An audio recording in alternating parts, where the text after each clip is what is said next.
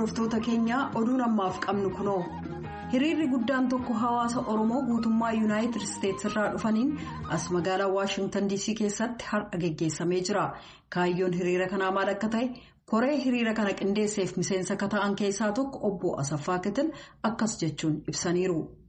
Hiriira kanarratti kan hirmaatan Oromoota Noord Ameerikaa keessa jiran isteetota adda addaa 51 irraa kan dhufanidha. Hiriira kanallee kan qindeessan Oromoo Koominiitii Noord Ameerikaadha. Walitti dhufeenyaan egaa lookaal chaambaretti asitti warra qindeessan keessaanii nama tokkodha jechuudha.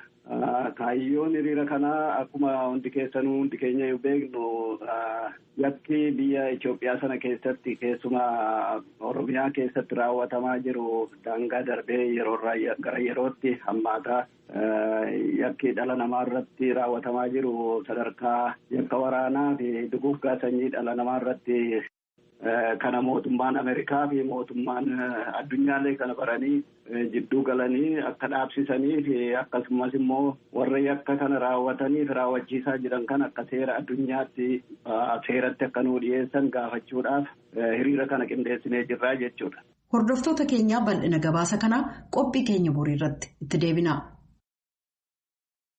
Gaanfa Afrikaatti jila addaa Yuunaayitid Isteetsi kataan Jeffrey Feltman gara tokkummaa Emireetota Arabaa Turkii fi Masriitti imalanii jiran.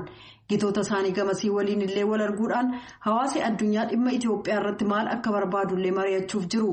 Kun adda durummaadhaan walitti bu'iinsa jiruuf furmaata. Sababiinsaas walitti bu'iinsi sun nagaaf nageenya gaanfa Afrikaa keessaa balaarra akka buusu beeknaa jedha ibsi ministirii dhimma alaa Yuunaayitid Isteetsi biraa bahe kun. Walitti bu'iinsa Itoophiyaa keessaa furmaati waraana akka hin ta'in dursinee dubbannee jirra jedha. Kana mara keessatti kaayyoon keenya akkasumas jilli addaa Feltman kan isaan dhiibbaa gochaa jiran dubbiif wal barbaaduuf dhiittaa mirga namaa dhaabsisuuf akka filmaata duraaf dhumaaf tokkichaatti dippiloomaasummaa qofa jedhan. Kuusaa midhaanii kan kaaba Itoophiyaa keessaa midhaan hedduun waan saamameef magaalaalee lamaaf raabsii midhaan nyaataa addaan kutuuf dirqamnee jechuudhaan tokkummaa mootummootaa kaleessa beeksisee jira. Dubbii himaan tokkummaa mootummootaa Stiifen Dujaarik tuuta oduuf ibsa kennaniin huruu qawwee itti qabuun dirqisiisuu dabalatee doorsisi hamaan waan tureef gareen sagantaa nyaataa addunyaa gamas ture saamicha kana dhorkuu hin dandeenye jedhan.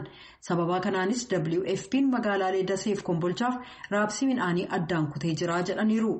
Dujaarik akka jedhanitti kanneen saamaman keessaa nyaata madaalamaa ijoollee hanqinni nyaataa hubeef ta'utu keessa jira. Saamichi Kombolcha keessatti raawwatame humnooti Tigraayiif miseensota hawaasa naannootiin akka ta'e gabaasameera jedhaniiru. Humnoonni TPLF baatii adoolessaa keessa loltoota mootummaa federaalaa naannoo Tigraay keessaa baasuudhaan sochiinsaa gara naannoo hollaa Amaaraaf Affaaritti babal'ate. Wabiin nyaataa dhabamuun sababaa wal waraansi ji'oota 13 tureen hammaataa adeeme. Tokkummaan mootummootaa akka jedhetti naannolee kana keessaa uummata miliyoona 9.4 ta'utu gargaarsa midhaan nyaataa akkaan isaan barbaachisa. Naannoo Amaaraa keessaa uummanni miliyoonni 3.7 gargaarsi kan isa barbaachisu yoo ta'u, Affaar keessaa immoo kanneen 534 ta'an rakkataa jiru. Tigraay keessaas uummata miliyoona 5.2tu hatattamaan gargaarsa barbaada. Dhalattoonni Tigraay kanneen 400 ta'an duruu haala beela fakkaatu keessa seenaniiru. Bara 2021 keessa addunyaarraa lakkoofsi gaazexeessota hidhaa keessa jiranii guddaa ta'uu gareen mirga gaazexeessotaaf falmu CPJ'n gabaaseera.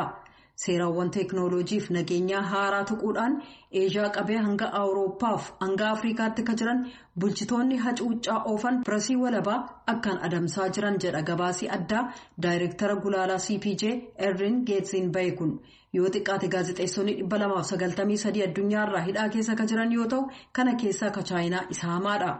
Gaazexeessonni yoo xiqqaate 24 waggaa kana sababaa gabaasa isaaniif ajjeefamanii jiran. Kanneen biroon ajjeefaman 18 immoo sababaan ajjeechaa isaanii haalli isaan beekamin jira. Chaayinaa keessaa gaazexeessonni 50 hidhaa keessa kan jiran yoo ta'u Maayinamaar keessaa fonqolcha mootummaa onkoloolessa tokkotti aansee tarkaanfii fudhatameen sadarkaa lammataarra jirti. Masrii, Veetnaam, Beelaaruus illee wal duraa duubaan biyya gaazexeessotaaf bakka hamaa ta'uun galmaa'eera. Biyyootii uffee Saharaa gad jiran keessaa biyyoonni walabummaan pireesii kufaatiin akkaan isa mudate keessaa Itoophiyaan tokko. Muummichi ministeeraa Abiy aangootti erga dhufanii as Eertiraatti aansuudhaan Itoophiyaan biyya gaazexeessota hidhaatti darbitu keessaa tokko taateetti. Erga lolli humnoota mootummaa federaalaa fi TPLF gidduutti jalqabee as gaazexeessonni hedduun biyyattii keessatti hidhamaniiru. Gaazexeessonni 9 hanga ji'a muddeetti hidhaa keessa kan jiran yoo ta'u, 6 ammoo erga labsiin yeroo muddamaa labsamee as hidhamanii jiru. CPJ'n waggaa guutuu dhiittaa mirga walabummaa pireesii hedduu galmeessee jira.